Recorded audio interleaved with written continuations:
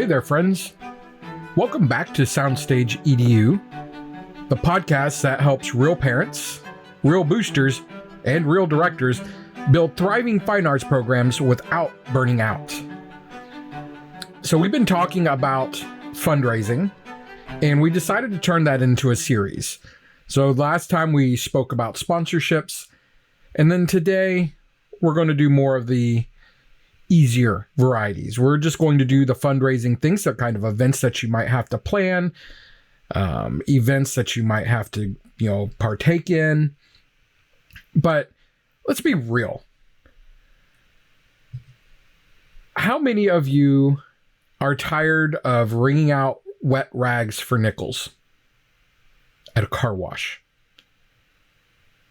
Who's tired of spending 30 minutes washing a car for a donation and they give you $1? If you're tired of that, then this episode is going to be for you. We're going to talk about several high margin community centric fundraisers with exact steps, the risk versus effort ratings, and the psychology behind why they work. And just for fun, we'll put in a short role play pitch that you can steal for Facebook or the morning announcements or that awkward moment at the Rotary lunch, because I know some of y'all are there and you need to get that public exposure out there. So we need to get comfortable with talking to people that we may not be comfortable talking to. So before we really dig in, do me a couple of quick favors. First, follow this podcast so you don't miss the rest of this series. This episode here that I planned out is really long, and I'm not going to do that to you guys. I'm just going to break this up into some nice bite-sized parts, and it's probably going to take 3 or 4 episodes for us to get through the actual this particular fundraising portion. I've got a lot of ideas, but I want to kind of spell them out for you and just give them their time to marinate in everyone's brains, if you will. Also, join the Soundstage EDU parent group on Facebook. The link is in the show notes or the description. That's where I'm going to upload editable checklists, scripts, and quick hit budgets that you can drop straight into your booster meetings. Because I know you're probably driving, or maybe you're laying in bed listening to this. I'm not going to just data dump on you and give you all this information and expect you to remember it. I'm going to, as I am able, to create documents that you'll be able to follow after these episodes. So if you're here listening the day it dropped, and I'll be honest with you, I'm batch recording these. I'm doing several because I'm about to go out of town for about 3 weeks. So these might drop and the resources may not be there yet. But if you go there and you need it, send me a message. I've always got my phone with me. I've always got my laptop with me. I might be able to bang some of these out or, just get them to you. Maybe I have them already created. Who knows? Who knows what the timeline's going to look like? But maybe I have these documents already made and I just haven't uploaded them yet. So you can send me a message, and if I have it, I'll drop it in your inbox. Simple as that. All right. We are low tech for a tech guy. I know, I get it. But hey, we're all parents. We've all got jobs. We've all got stuff we need to do. And we're just doing the best we can right here for all of us. So, a couple of guideposts. When I say margin, I mean the percentage left after hard costs. Effort is going to be the volunteered lift. How much are you going to have to do? How much work are we going to have to put into this?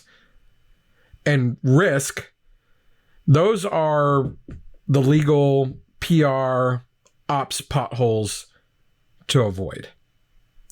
So let's roll.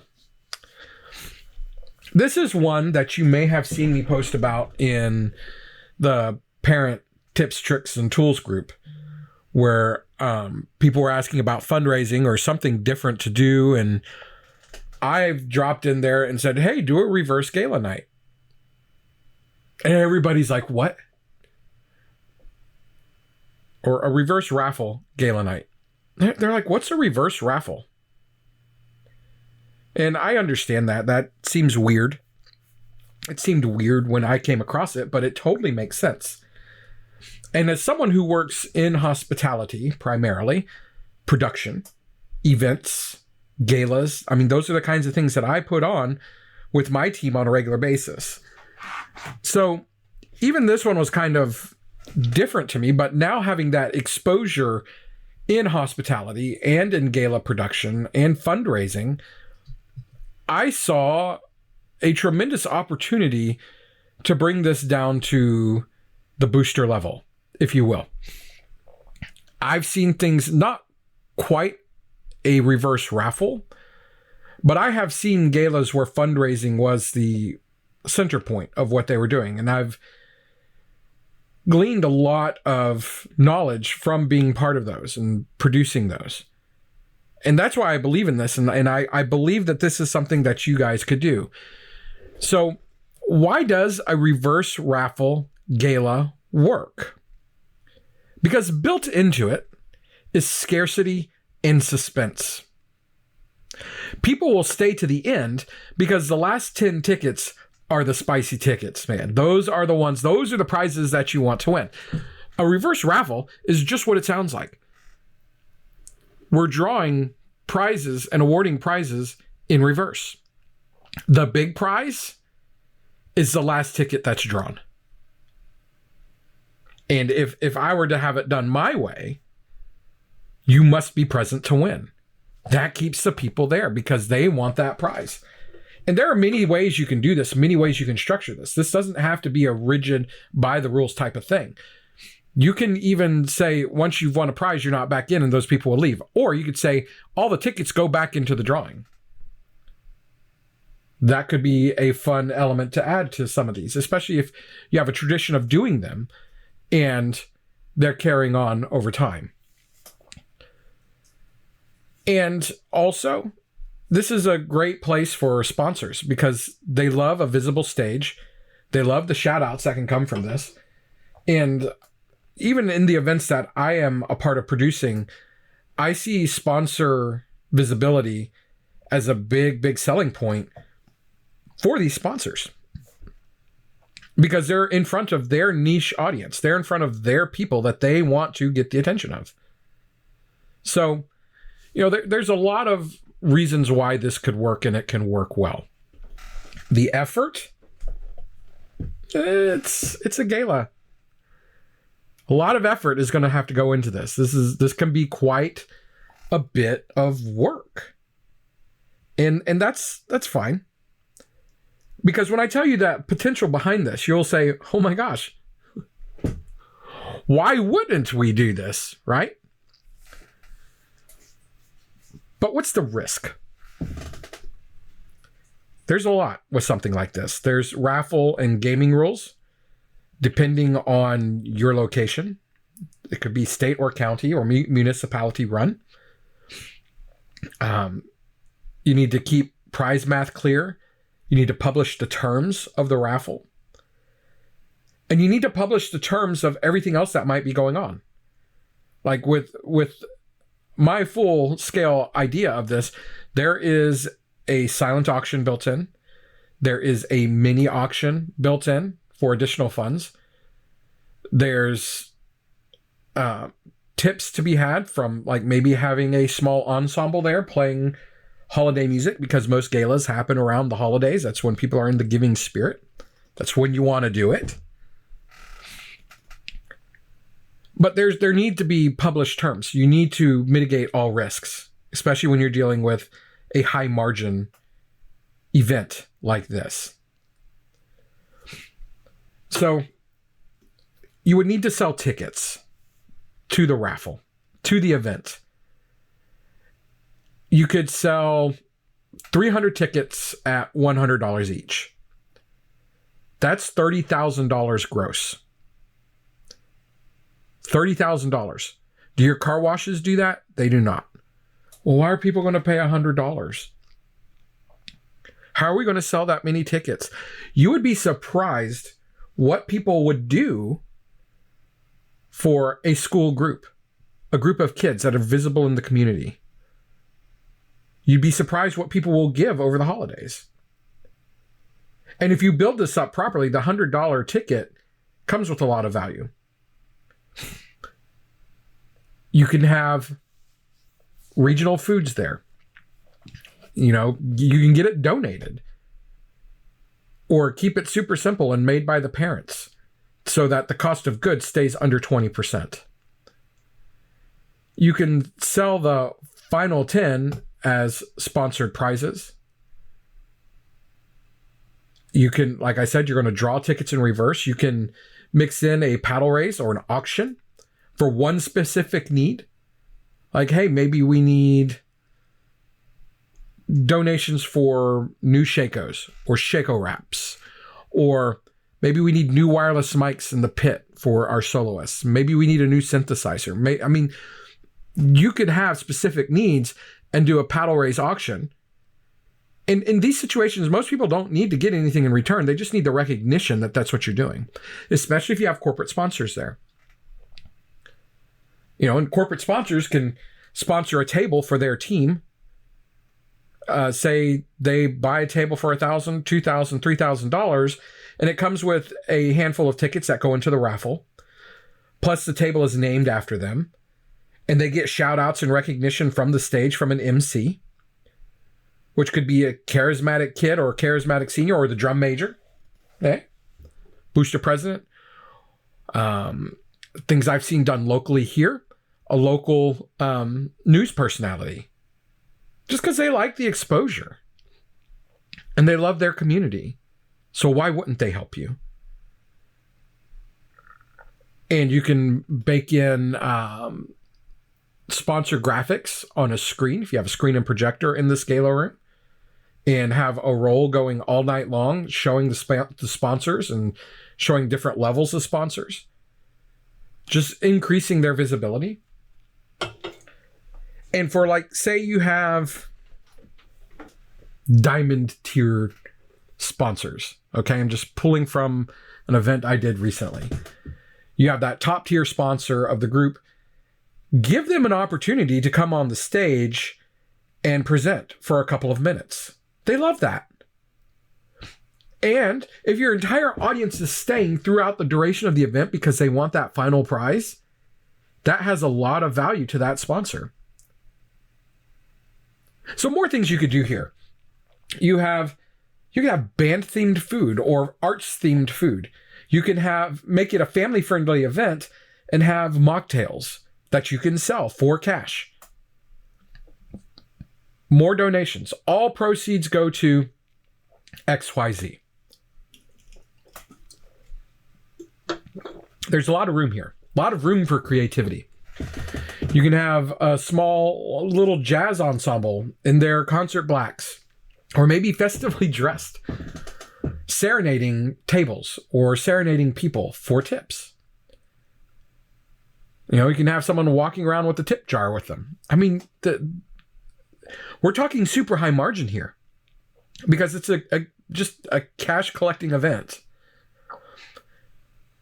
And you think of the prizes, what you want to do with that, make it a big cash prize at the end of the night. That will keep people there. Make it worth wanting to stay. Like,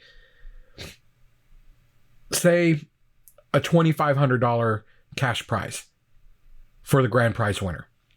I guarantee you, unless you're in a different kind of community than I'm in, everyone will stay for that. Especially around the holidays, because they need that extra boost, right? They got to buy all those presents. So how would you sell this to the public? Like on social or something like that. Something simple. Hey neighbors, want a night out that actually rebuilds the arts at our school? Come to the Reverse Raffle Gala. Your ticket covers dessert, appetizers, live music, and a shot at the $2,000 grand prize. Local businesses underwrote the prizes, so your dollars go straight to our students. Dress snappy casual, bring friends, and stay for the final 10. That's where the fireworks happen. Tickets are limited. Grab yours tonight. And I've put a lot of thought into this, and I've created resources I haven't quite gotten out there yet, but it will be in the parent group. It's going to have my gala budget and final 10 sponsor kit. So whenever that's available, go in there and steal it. Use it to help you out. It's a great idea, in my opinion, and a lot of fun. It's memorable. It makes a lot of memories. You'll get a lot of social proof from it. And your community will see that you guys are trying to be visible and that you're trying to support your kids, and they will get behind you. That's just how communities work.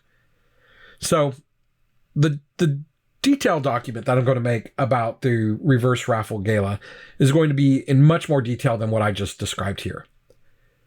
And like I said, there's going to be plenty of room to add to or take away and make it your own. I envision, an auction for, like I said, for different things. I envision a silent auction where all prizes are donated by local sponsors, giving more local businesses more visibility within the community. And people will want to partner with those businesses moving forward. So that's the Reverse Raffle Gala. I think one of the higher margin fundraising ideas that I have seen in quite a while. This next one is just fun. And it really plugs into my production and technical background.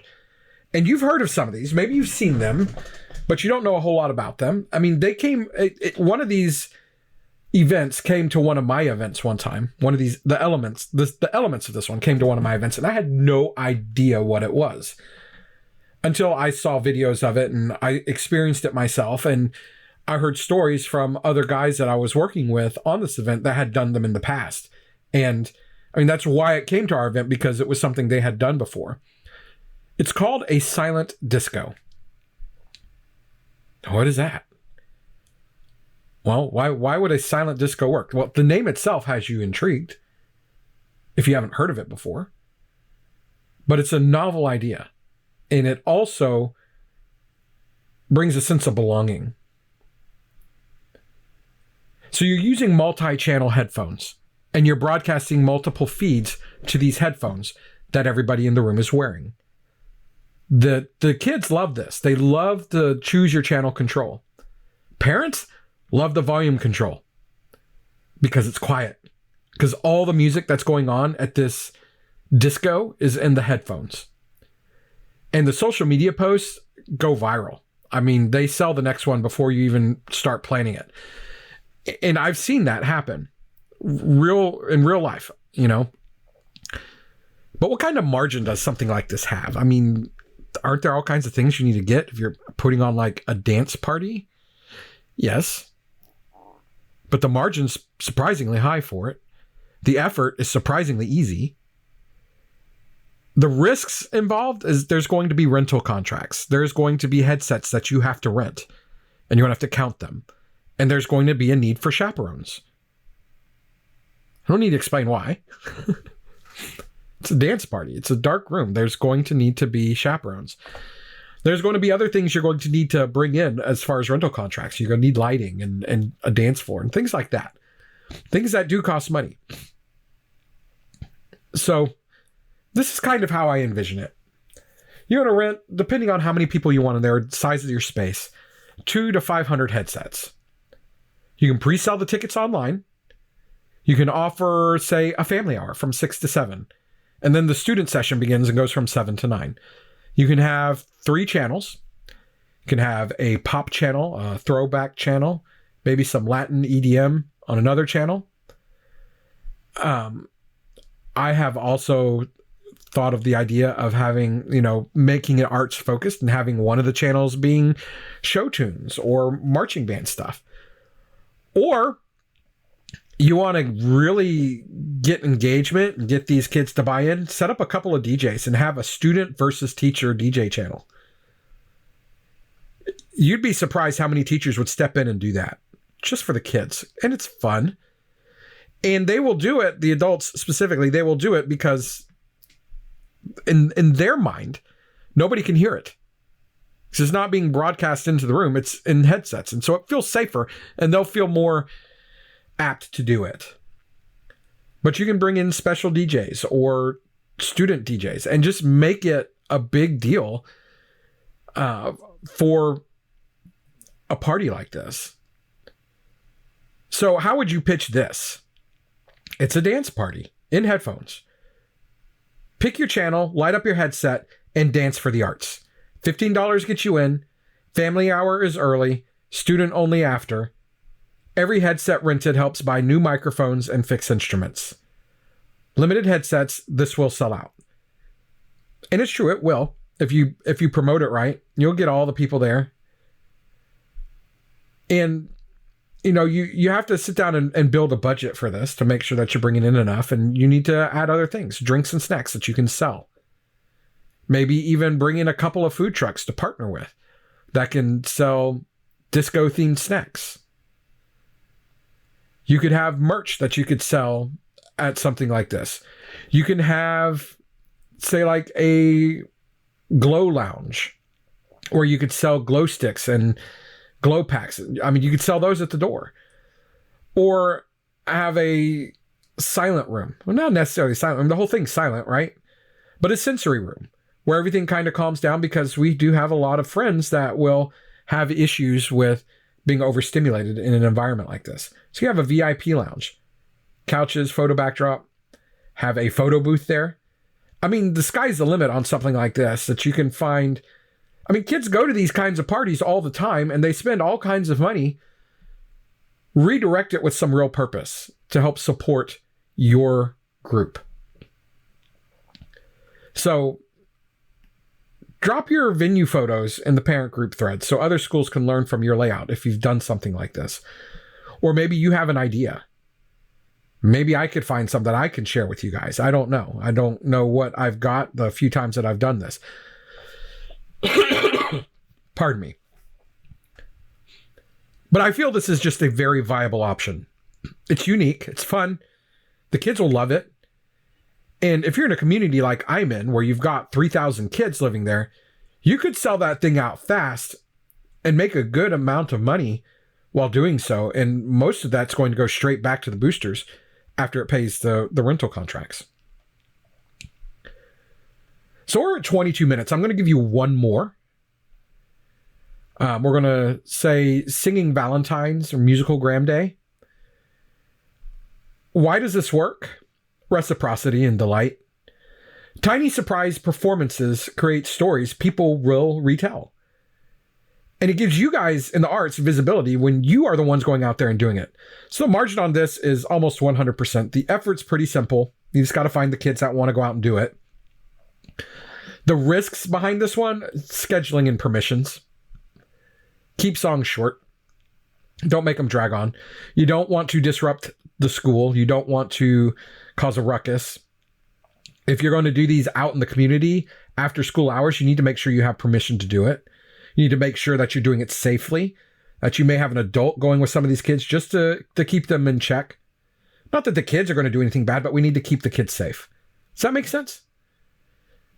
So you can build 2 or 3 small ensembles with 2 or 3 approved songs. Sell on campus at $10.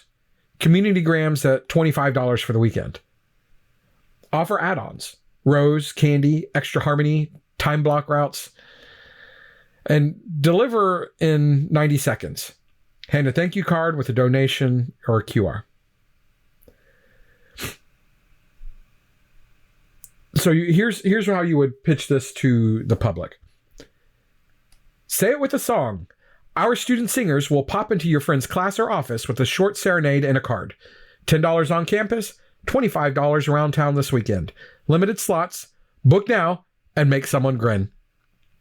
So I'll get a form out there for you guys to that you can copy and get it going. I'll make it a Google form template. How about that? Just like a simple sign up and a simple thing to do. I mean, I remember as a kid, things like this went over well. I don't know how well they do in this current economy, but I think if our fine arts kids go out there and they, like, say, are actually playing their instruments or singing a song and serenading these people, I think it'll go a long way and it'll get a lot of attention. And it may even set you up to be able to do that a few more times, throughout the year. So we're going to take a break here. We're rolling past 25 minutes. I think that's enough for you guys to consume for now. So we're going to take a quick breather.